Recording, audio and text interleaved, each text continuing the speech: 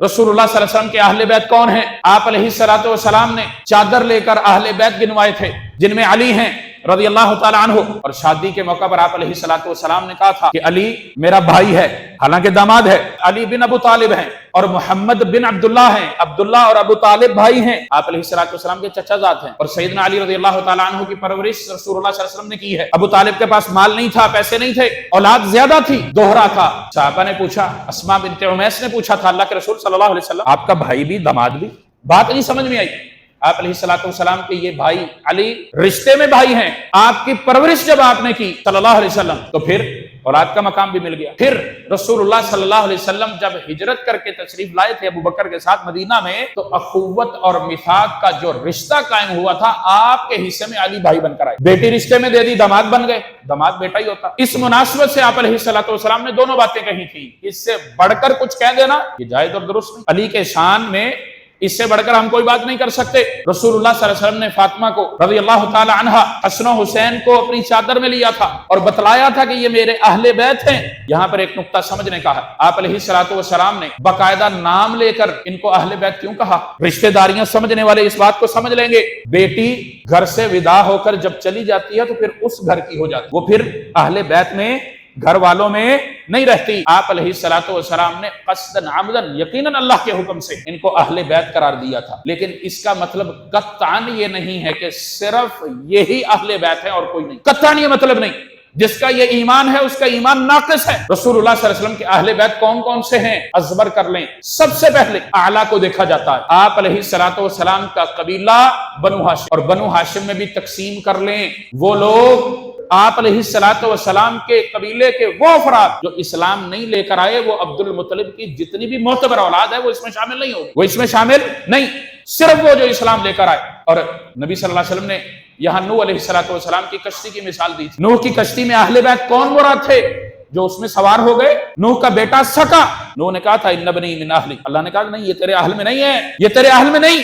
क्यों? इस्लाम में दाखिल नहीं हुआ, नूह की दावत पर लब्बैक नहीं कहा था, इसलिए वो अहल में से नहीं। बनु हाशिम के वो लोग, वो अफराद जो इस्लाम कबूल करके इस्लाम में दाखिल हो गए, वो अहले बैत आप सल्लल्लाहु अलैहि वसल्लम के चचा है। आप अलैहिस्सलातु वस्सलाम ने बनु हाशिम के कुछ कबाइल का नाम लिया, आले अली, आले अकील, आले जाफर, आले अब्बास, आले हारिस। ये 5 हैं, उंगली पर याद कर ले। रसूलुल्लाह सल्लल्लाहु अलैहि वसल्लम ने इन 5 का नाम लेकर कहा कि ये अहले बैत में से। सलमान फारसी रज़ियल्लाहु ताला अन्हु से मुताल्लिक का है, उनको तो बहुत बढ़ा चढ़ा कर ऊपर किया जाता है। क्यों? उनकी मुनासबत फारस की है और कोई मसला नहीं। और सैयदना सलमान रज़ियल्लाहु ताला अन्हु को ये मकाम इसलिए मिला कि अपना सब कुछ छोड़ा इस्लाम को तलाश करते हुए। बाकी मुहाजिरीन ने सब कुछ इस्लाम बचाने के लिए छोड़ा। दोनों बातों में फर्क है। इस्लाम कबूल करके उन्होंने हिजरत की और सलमान इस्लाम तलाश करते वहां से चलते हुए आए थे और रास्ते में गुलाम बना दिए गए। नबी सल्लल्लाहु अलैहि वसल्लम ये फजीलत दी सलमान को रज़ियल्लाहु ताला अन्हु, इसको कोई नहीं झुठला सकता। और फिर अल्लाह रब्बुल आलमीन के वो उमूमी अहकामात, वो उमूमी हुक्म जिसमें अल्लाह रब्बुल आलमीन ने कहा या अय्युहन नबी कुल लिअज़वाजिका व बनातिक, कौन इसका रद्द कर सकता है? कौन इसका इनकार कर सकता?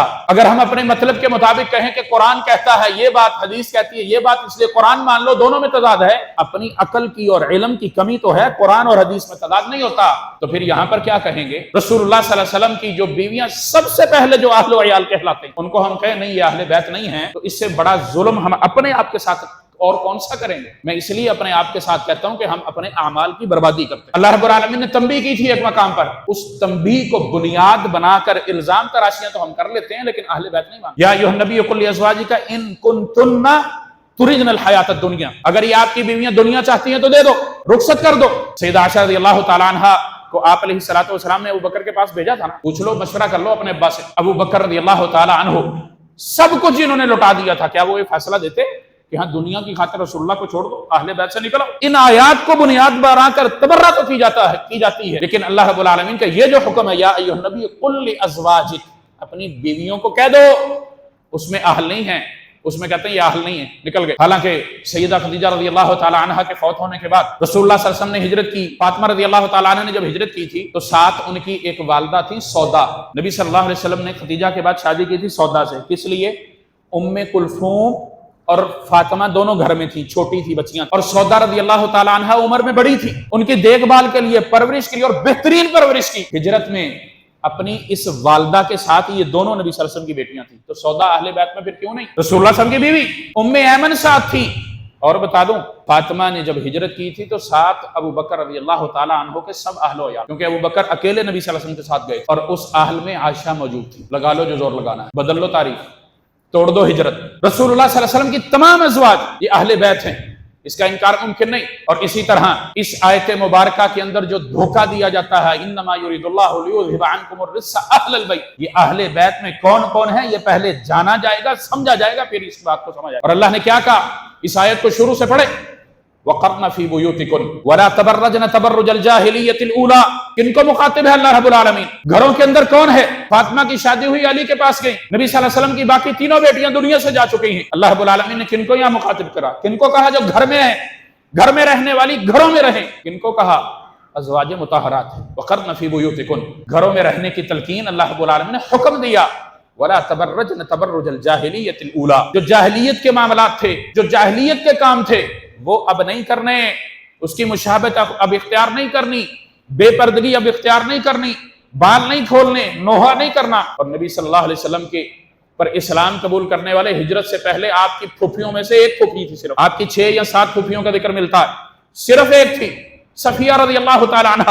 اور بھی بات یاد آ گئی، فتح مکہ کے موقع پر علی رضی اللہ تعالی عنہ کی بہن ام ہانی نے بھی اسلام قبول کیا تھا۔ لے آئے تھے، کر لے مقابلہ۔ رسول اللہ صلی اللہ علیہ وسلم کی ان ازواج کے متعلق اللہ نے قرآن میں حکم دیا، جاہلیت کے تمام کام ترک کرنے کا حکم دیا۔ اور پھر کیا کہا؟ وَأَقِمْنَ الصَّلَاةَ وَآتِينَ الزَّكَاةَ وَأَطِعْنَ اللَّهَ وَرَسُولَهُ، اللہ اور اس کے رسول کی اطاعت کرنی ہے، نماز قائم کرنی، زکوٰۃ دینی۔ اب ان فیصلوں کو کوئی بدل نہیں سکتا۔ پھر اللہ رب العالمین کا انما یرید اللہ علیکم الرجس، اللہ رب العالمین یہ جو احکامات تمہیں دے رہا ہے، یہ پابندیاں جو تم پر لگا رہا ہے، اس سے مراد کیا ہے؟ اللہ یہ چاہتا ہے کہ برائی تم سے دور، نیکی تمہیں دے دی جائے، رجس غیر طاہر چیز، نجاست دور کر دی جائے، اور اہل بیت کو اللہ رب العالمین تطہیرا، پاک اور صاف کر دے۔ اب یہ پوری آیت کا یہ معنی اور مفہوم ہے، آخری حصہ لے کر پروپیگنڈا کر دیا جاتا ہے۔ یاد رکھ لیں، جن کو اہل بیت اللہ نے قرار دیا، جن کو اہل بیت رسول اللہ نے قرار دیا صلی اللہ علیہ وسلم، اس کو کوئی جھٹلا نہیں سکتا۔